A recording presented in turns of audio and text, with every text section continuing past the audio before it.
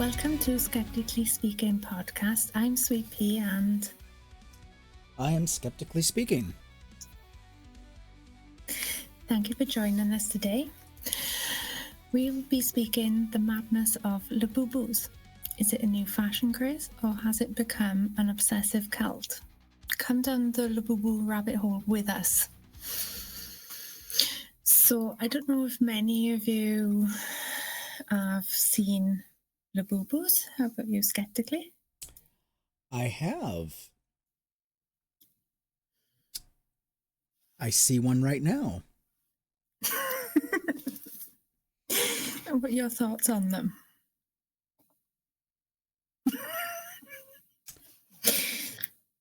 If you're happier with them, no, they're fine. They're not as bad as people are making them out to be. There's a whole there's a whole conspiracy theory rabbit hole. I mean, involving religious right-wing Christian nut jobs that have gone completely off the bandwagon, involving these dolls, and it's like, one of them is claiming that an evil spirit from The Exorcist, Pazuzu, is infiltrating these dolls. Well, after owning one of these Labubus for the last 72 hours, I can safely say it is not possessed. It is not like Chucky. It doesn't have some demonic spirit living in it. It is just a doll. The only thing possessed are the people buying them, but that's another subject. I feel attacked.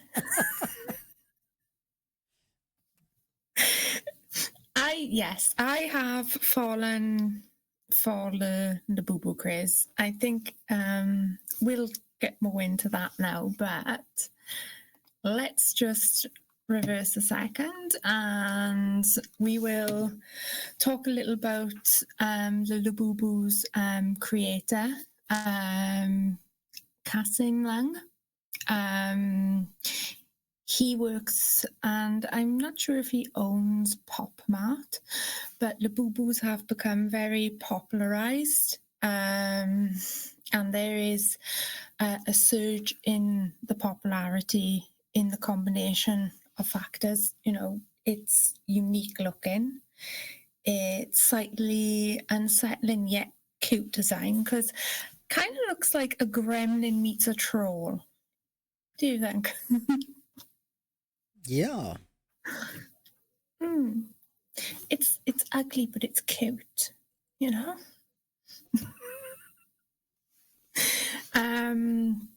So tell us about them. So you can buy these in blind boxes. And this is a very clever sort of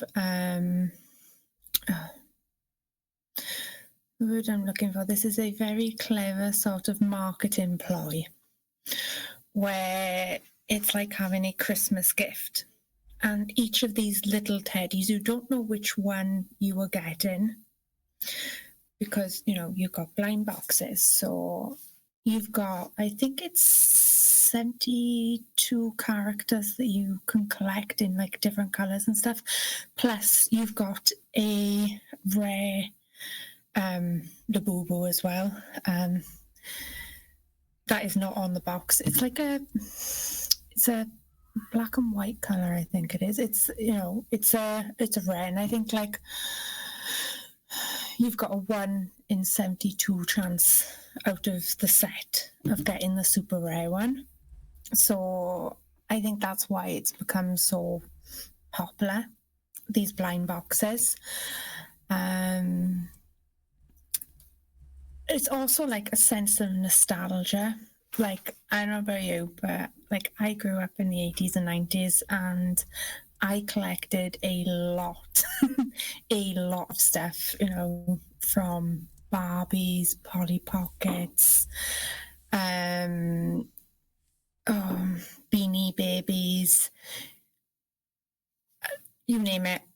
I collected it, or at least try to.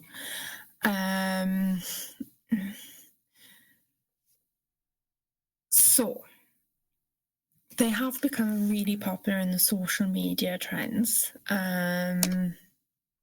So not only for nostalgia, but you've got escapism, and they are particularly appealing to kidults like myself. And I'm not ashamed of it. I love my Labubu. I think everyone should have a Labubu. So not only are they like appealing and help you to like reconnect with your childhood, it's also a light-hearted distraction from some of the current events that are going on around the world. And we can get more into that later. Yes, if you would consider supporting us through the show, we have Cash App, Venmo, and Patreon. We would love your support. If you want more independent media in your ears and in your faces, we would love to provide that for you. Definitely. Yeah, once we've talked about Labubus a little bit more, do you want to get into the more serious side of things and of course talk about the Israel and Syria bombings? Absolutely. Little Labubus a little. Yeah. My Labubu is possessed. It's escaped. It has decided it wanted to run. No, it's not possessed. That was a joke. For anyone that thinks that was serious, no. My Labubu is balanced on my coffee mug, and my coffee mug does not like my Labubu sitting on top of it. Stay. So, right.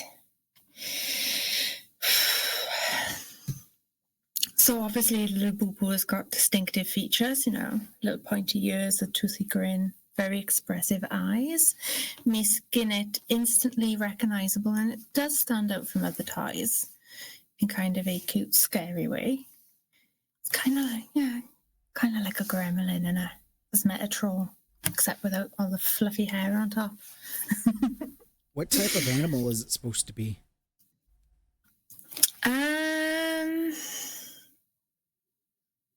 A monster. A cute little monster. It's supposed to be a cute little monster. I think they've quite achieved that. So we did talk a little bit about the blind box format, where you don't know the specific characters inside until after you've purchased them and then opened them. So like I said, it is like opening a gift, which adds an element to surprise and the excitement of collecting them. It's also a great thrill for like collectors that can go out on the hunt to collect different ones. I also think as well, from what I've read, Pop Mart is when you buy the blind boxes, if you get a repeat character that you've already got, you can send that repeat character back and they will send you another blind box with a hopefully different character inside.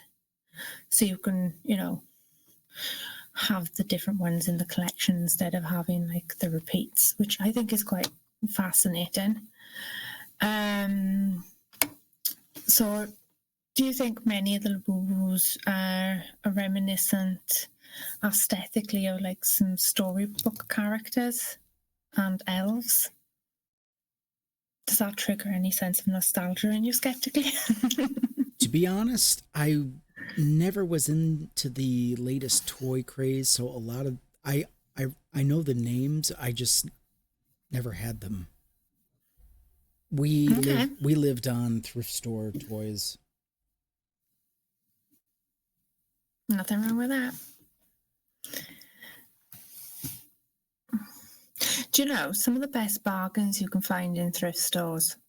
Most of my like Beanie Babies and my other like collectible little toys I have found in thrift stores. They're definitely worth checking out because you can find some real treasures in thrift stores. So, getting back to little boo-boos, these toys have become quite popular, and they have been amplified by social media, with users sharing their collections, their unboxing videos, and the customizations that you can actually do for your Labubu's. I was actually surprised the amount of accessories that you can buy for your Labubu's. Like, I never thought I would see a day where a toy has more collectible accessories than Barbie. And I kid you not, you can buy like plastic little boxes, see-through little plastic boxes to keep your Labubu's in, to keep them safe. And like you can buy like different sort of clothes to dress your Labubu in. They have so many different accessories that it is mind-boggling. I'm surprised that Barbie is not jealous. I wouldn't blame her. It all comes back in cycles. They'll be back. Yeah, it does. It's like, I used to have so many trouser skirts in the 90s, like so many trouser skirts in the 90s, and they disappeared out of sight by the late 90s, early 2000s, not a trouser skirt in sight. And I swear, last year, when I was like up and around in Treorchy, I seen a load of teenage girls wearing trouser skirts, and it was such a blast from the past. So I do think like popularized fashion items do come back, you know, over the years. They do make a comeback depending on how popular they were at the time. It's just weird seeing something that was so popular when you were growing up with kids today, you know? It's kind of cool, but it's also kind of freaky, you know? So, we've covered the light-hearted and enjoyable distraction these Labubus offer, with the sense of joy and playfulness of the collectible culture of them. Now, the real question is, how many of them are you planning to get? Is one ever enough? No. I know I was only going to commit to like getting one. I really would like a pink one, so I'm probably going to continue collecting until I get a pink one. So there are up to 7. How many of them are there? 72 different ones? I think there's 72 different ones, and that's not including the limited edition one, which is like black and white, and it has like a rainbow teeth. It's so pretty. I wouldn't mind that one as well as the pink one. Now, did you already talk about the process and how they're shipped, packaged? Yes. Now, when I opened my Labubu, it was in a box, but in that box, it's in a sealed plastic bag. You cannot see in the plastic bag. The bag is completely sealed. When I opened it, it was a complete surprise what color it was. I honestly thought I might get the pink one, but I got the green one. And it is cute, but I really wanted the pink one, so I was a little bit sulky over that, if I was being honest. So that's half the fun, because now I can go out and hunt for the pink one. How is you get us to... Yeah, I was going to ask, how is it decided what color goes in what box? It's not, they're just putting in random. Mm-hmm. They get the colors in a set, so like you can buy like a set of 6, and it'll have like the different colors in there. So they get sealed up, and they're put in a set of 6, and then so forth. like not even the employees at Pop Mart know what colours are in what boxes, because it's all been left unmarked. So they are a true surprise when you get them. That is like half the fun of owning them. So they're put in this special plastic non-see-through bag. And then what? They're put in a large box and then just shook so they kind of mix together? Yeah. Yeah. I mean, yeah. Were you able to figure out how that worked?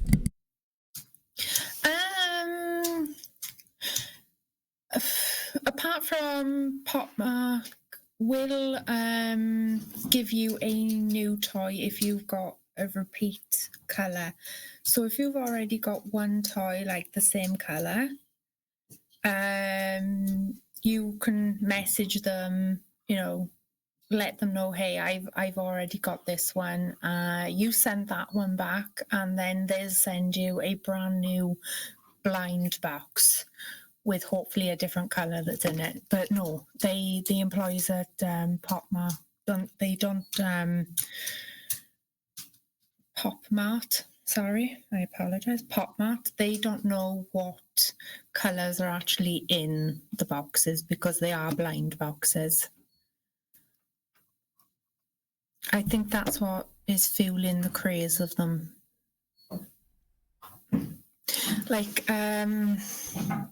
psychotherapists explain that the toy's immense popularity is driven by the scarcity and trending status, which we did touch on earlier, is a deliberate marketing strategy that leverages behavioral psychology, because it is a challenge at acquiring these hard-to-find toys that are released in limited quantities, which makes the hunt as significant as the ownership itself, because you work so hard to like hunt these down, and then you've got the pleasure of owning them, but you will continue on the hunt until you find like the colours that you want.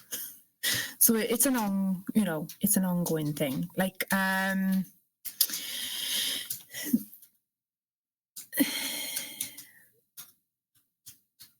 don't think it is a cult. I haven't seen anybody making altars with the boo-boos. I haven't seen anybody saying that they're talking, the boo-boos are talking to them like Chucky. I have seen, like yourself, some far right people thinking that they're possessed when they're not possessed.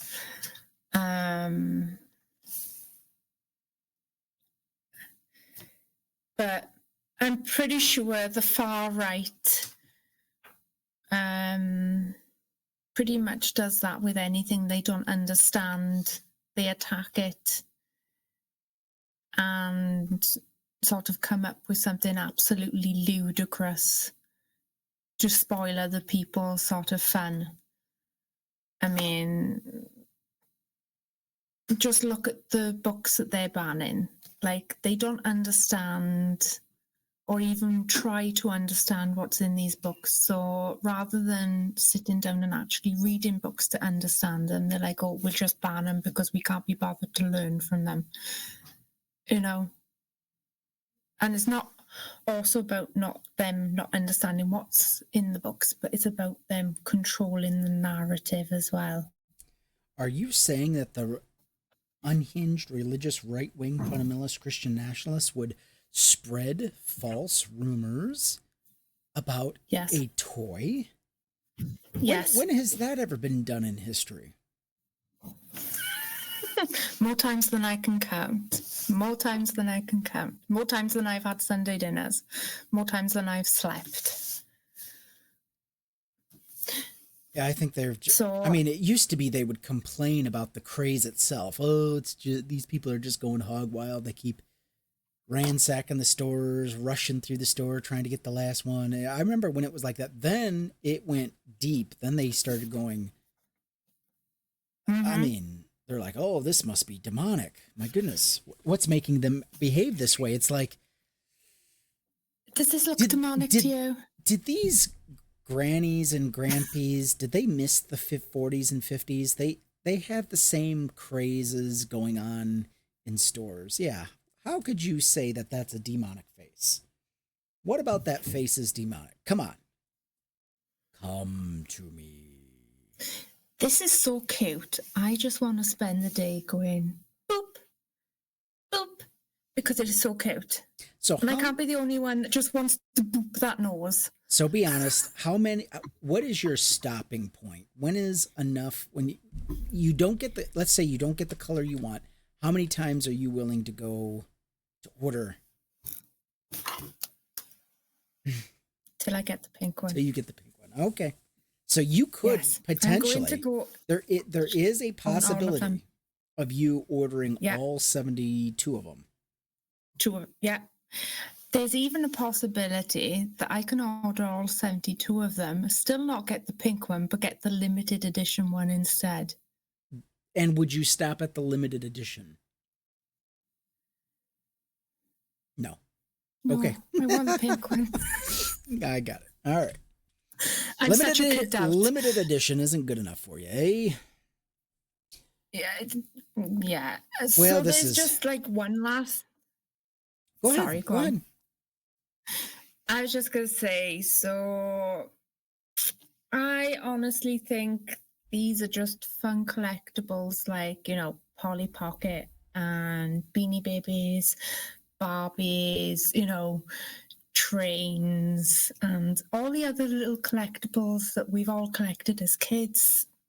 These are no different, except for the blind box factor, where it is like opening Christmas presents every time you open one, because you just don't know what you're going to get, and that's what the excitement is. I don't think they're a cult. I don't think they're demonic. I just, you know, it's not Chucky, you know? So, like,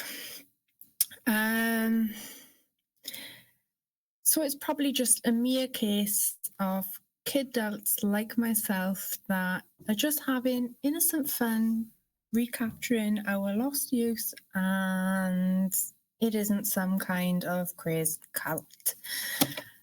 That's what they all What do you say, skeptically? Well, I say this has been an enjoyable 20 minutes of the show, and then now I have to be the Debbie Downer. I have to be the one to that is fine. break I'm going to put my Labubu away. I'm going to put my Labubu away because now we've got to get down to some serious business. Israel is bombing Damascus. And the more I read on this story, the more I realize this is an excuse for Bibi Netanyahu to stay in power and to avoid prosecution and avoid having to go to court. He is trying to stay in power as long as he can, and the more bombings he can do, whether it be Gaza, whether it be in Syria, or Iran, Bibi Netanyahu, the president of Israel, is looking for any excuse to keep the war on terror going. We remember all that, right? Yeah, we do. And I think Netanyahu and like George Bush and Tony Blair, I think they all need to be charged with war crimes. You'll get no pushback from me. Send them all to the Hague. I don't care. All right, let's get into it. So Israel launched a series of airstrikes. This is taken from a CNN article. Let's see if I can scroll up here. Oh, no, I'm sorry. This is not the CNN article. This is Times. This is Time magazine. So anyway, that would explain the Time logo. That explains a lot. So July 16th, Damascus, Syria. Wait until you find out the reason why Bibi Netanyahu, because I'm like, I know they want the Golan Heights, but where they're Damascus is not Golan. I mean, it's not like they're next door, to each other. So why in the world is Bibi Netanyahu attacking Damascus? Well, let's play the video, this time with sound. Oh, looks like there is no sound on this one. Okay. All right, so the first bomb has gone off and a huge building just got hit with a rocket. Now another building, and then one behind that, just a huge, several plumes of smoke just engulfing entire neighborhoods. This is Israel declaring war against Syria. I don't really give a damn. This is an act of war. Of course it is. I'm sorry. This is akin to a terrorist attack. I was just about to say that. Like, Netanyahu wants to say how bad Hamas is, and yes, Hamas is absolutely terrible. They are a terrorist group. I don't support terrorists. I know you don't support terrorists. What makes a terrorist? But what Netanyahu is doing is just making him just as bad as the very terrorists they're trying to defeat. Yeah, what makes a terrorist?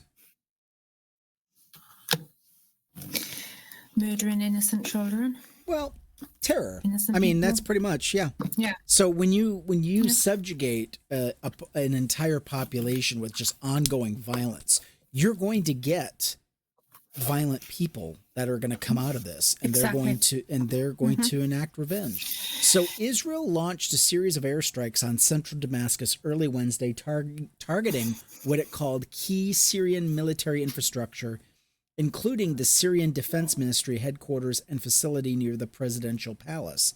The attack marked one of the most direct Israeli strikes in the heart of the Syrian capital in recent years. 3 people have been killed and another 34 injured in the strike, according to the Syrian Health Ministry. Video footage released by both Israeli forces and Syrian media show the moment the airstrike hit the building in central Damascus, sending pieces of debris high into the air alongside large plumes of smoke. Yeah, I think that was very obvious. Quote, "The warnings in Damascus have ended. Now painful blows will come," Israel's defense minister Israel Katz warned before the strikes. The IDF will continue to operate forcefully in Suadia to destroy the forces that attack the Druze until their complete withdrawal. Now, if you know anything about Syria, Syria had just thrown out the Assad regime. They have just, and now you've got huge sects that are trying to get control of the country. So sectarian violence has been, it's been really, they're on the brink. They're always on the knife's edge. So they're really trying, the new president of Syria is really trying to keep things together. He does not want, he's trying. Yeah, he does not want terrorist groups springing up. He does not want to enact revenge against some of the very people that he fought. The Israel Defense Force said Damascus headquarters served as a command center for deploying regime forces to Suaida, a southern Syrian region gripped by days of deadly clashes between government troops, Druze militias, and Bedouin groups. The strikes followed escalating violence in Suadia, a region in South Syria predominantly home to the country's Druze minority. And I'm like, who are the Druze, and why does Israel care about them? Clashes erupted over the weekend between Druze militias and local Bedouin forces, forcing the Syrian government to deploy security forces in an attempt to quell the fighting. So you've got 2 groups going at each other. And then the Syrian groups come in to put a stop to the violence, and pro-government forces have joined, causing further concern for the Druze community, which lives mostly in Suadia. The Syrian Observatory for Human Rights group has reported that almost 250 people have been killed in the violence since Sunday. It also reported that Sawadia National Hospital had come under attack from tanks on Wednesday. Israel has long positioned itself as a self-declared protector of Druze communities, a politically sensitive stance, given the large Druze population within Israel and the occupied Golan Heights. So there it is. The Golan Heights, which Israel has taken control of, which is Syrian territory. That's Syrian land. Okay. But there's a lot of oil under the Golan Heights, but that's another subject. Our Druze brothers in Israel, you can rely on the Israel Defense Forces to protect your brothers in Syria. In May, Israel launched another attack on Damascus in response to violence in Sawadia. Strikes targeted the area surrounding the Syrian presidential palace, with SOHR calling the attack a blatant violation of Syria's sovereignty. Israeli Prime Minister Benjamin Netanyahu said that the strike sent a clear message to Syria. Israel is committed to protecting the Druze in Syria. We will not allow harm to come to them, and we will continue to act resolutely against any such attempt. The Druze are an Arab minority group who practice an offshoot denomination of Islam. Most Druze live in Syria, Lebanon, and Israel. They are estimated to be 700,000 Druze living in Syria, with a further 300,000 in Lebanon and 140,000 in Israel. The violence unfolds against the backdrop of Syria's political instability following the December collapse of the Assad regime. Man, was that in December? Last December? It feels like a lifetime. Yep. The new government, led by Ahmed al-Shara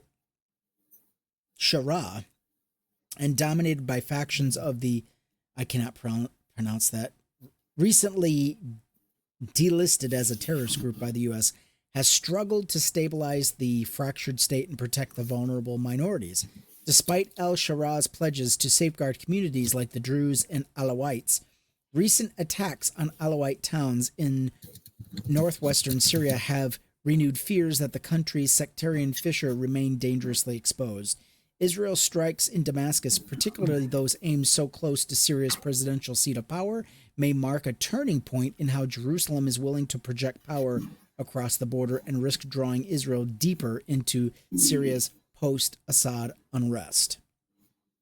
U.S. Special Envoy to Syria Tom Barak on Wednesday called for an immediate ceasefire in Sawadia and urged all parties to de-escalate. We unequivocally condemn violence against the civilians in Sawadia. Well, what's wrong with Gaza? Why can't you say we condemn the violence against civilians in Gaza? Well, we know why. So this is a convenient war that Israel has gotten itself into, and basically this is, I believe this is a ploy to keep out of the courts, to declare yet another state of emergency on just to stay out of the courts and stay out of jail. Benjamin Netanyahu is facing corruption charges, him and his wife. Good.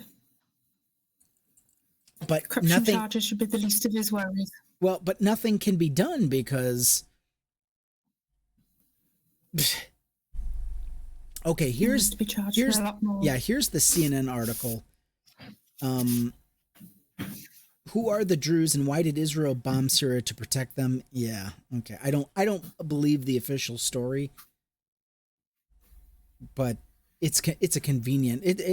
It's almost perfect in a way because, you know, so basically Israel is saying that the Druze can basically do whatever they want.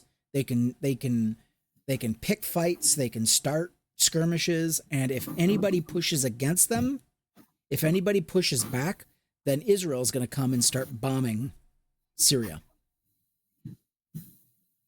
Disgusting. Yeah. Oh, it is. The Syrian government... Are they doing this? Go ahead. I was just going to say, are they doing this over land? Yes. Why do men they always seem to, maybe it's my misunderstanding, but men always seem to argue over untouched land, so they're able to drill into that virgin land for its resources.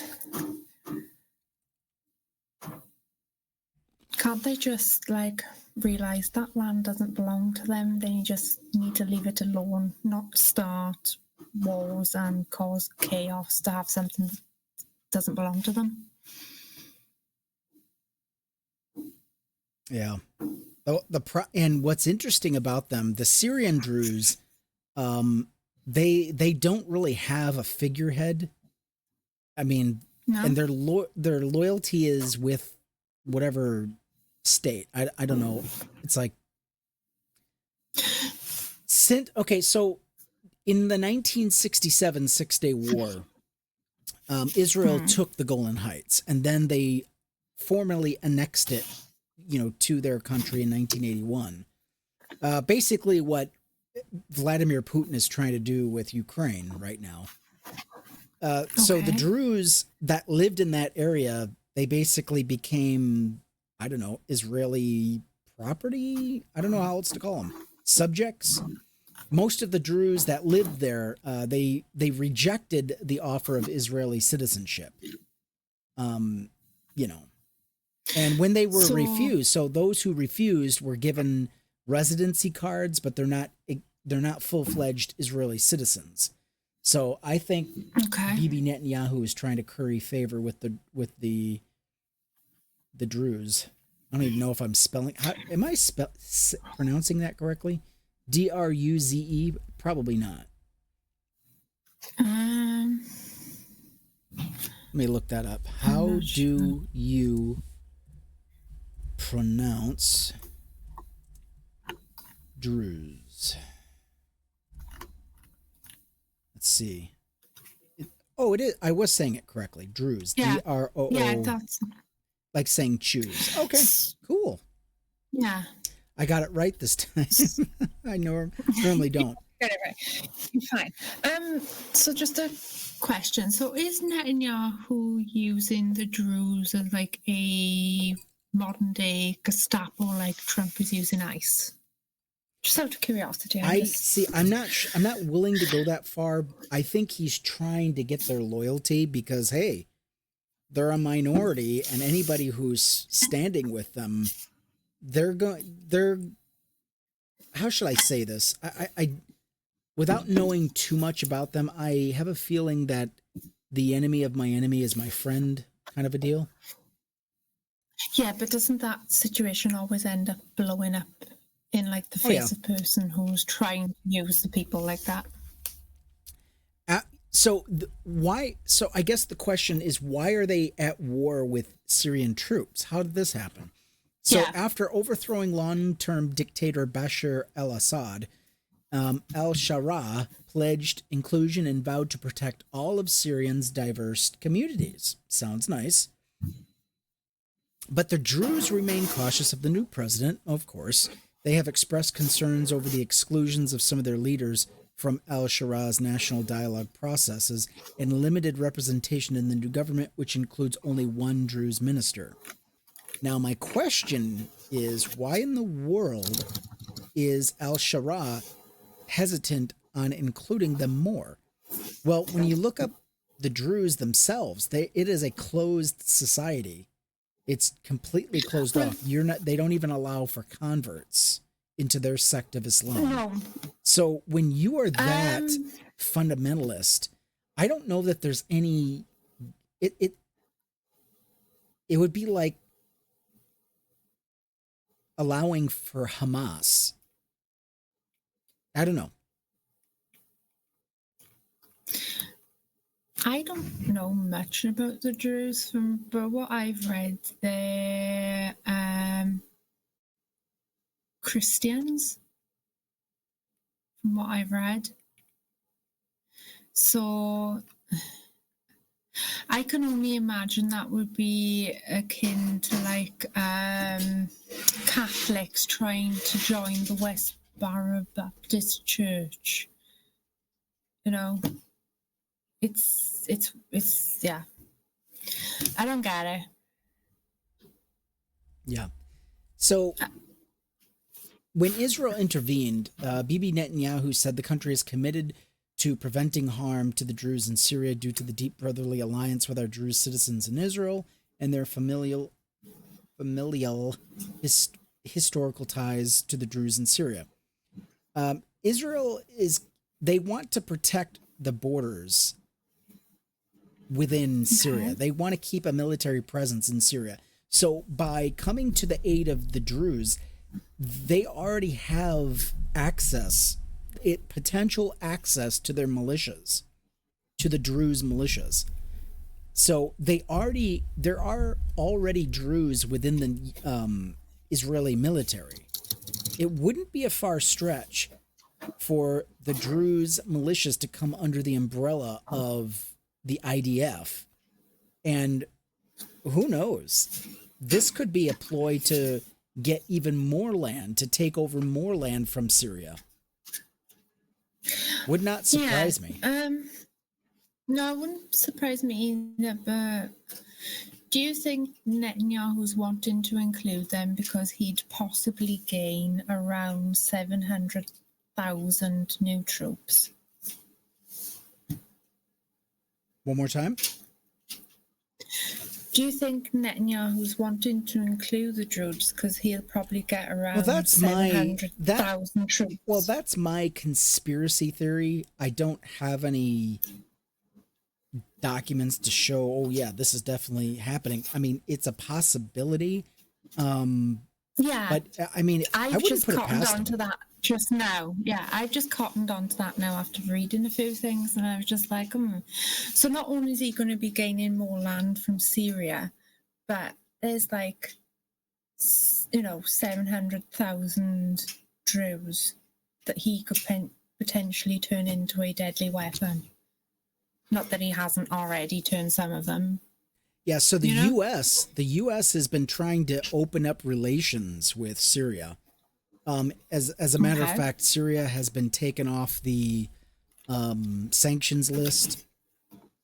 We're trying to negotiate trade deals. Yeah. And then here's our ally, Israel, acting like a complete fucking lunatic. And and then we're caught in the middle of it. We have our ally, Israel, but we're still trying to become friendly with the Syrian government.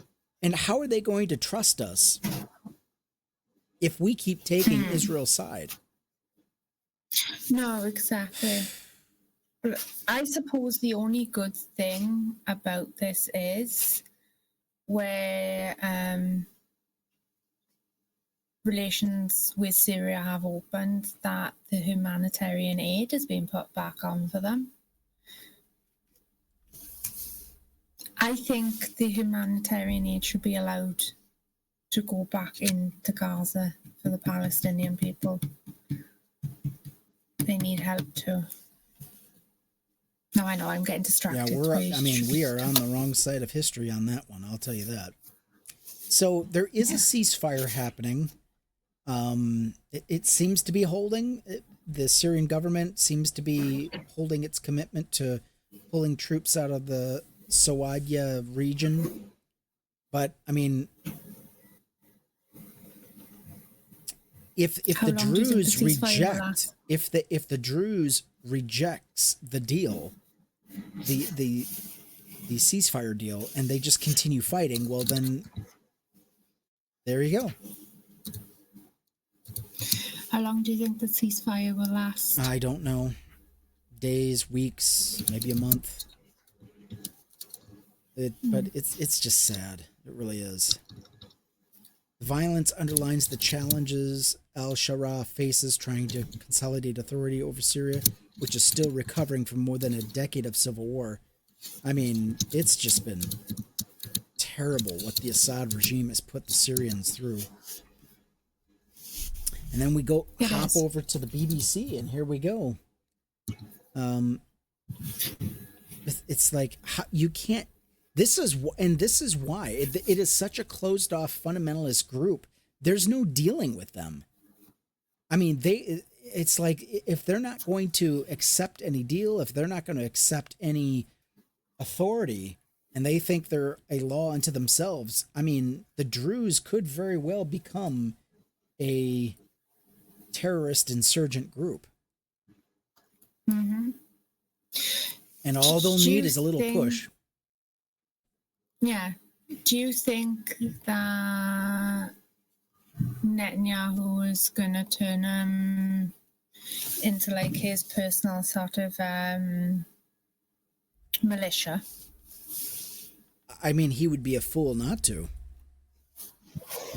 You know, I mean, you have your own little private army that is not subservient to you, but definitely looks at you as their leader. I mean, Israel could be the but then again, I don't know. I mean, usually Muslims do not trust Israel. I don't see the Druze going, you know, hand and foot directly, just saying, "Oh yes, Benjamin Netanyahu, we surrender to your will." I just don't see Bibi Netanyahu being the Mahdi of the Druze people. But I mean, who's to know? You know, only time will tell. Do you think it would be a case of Netanyahu singing, "I didn't see the lepers eating my face"? With allies like the U.S., Israel doesn't care. Okay. They are bullies, the bullies of the Middle East, and we're going to continue to back them, won't we? Even though Israel has demonstrated that they are not our friends, they are not good allies, and they are definitely not good neighbors. I have to agree. Arrogant, spiteful. I mean, they won't get along with anybody. This is what happens. They train them from little children that they are the best and everyone else is your slave and servant. How do you deal with somebody like that who has that mindset from cradle to grave? You can't. You can't deal with people like that. They need to start changing things now.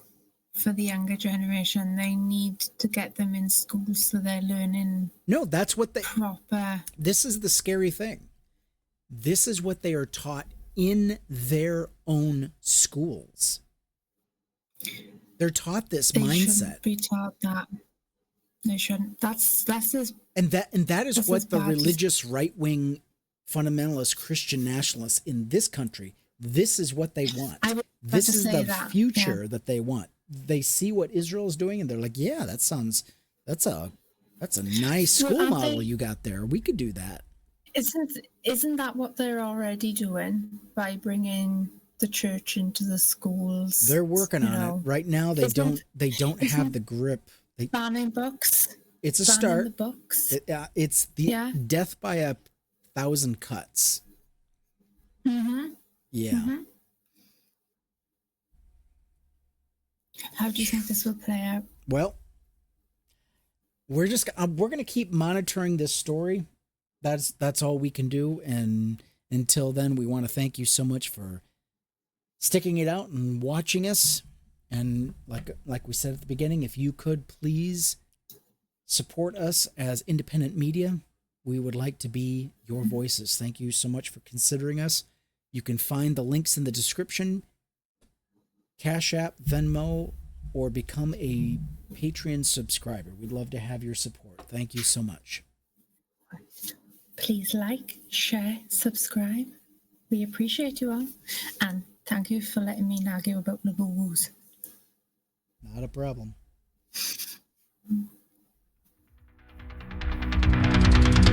Take care, everybody.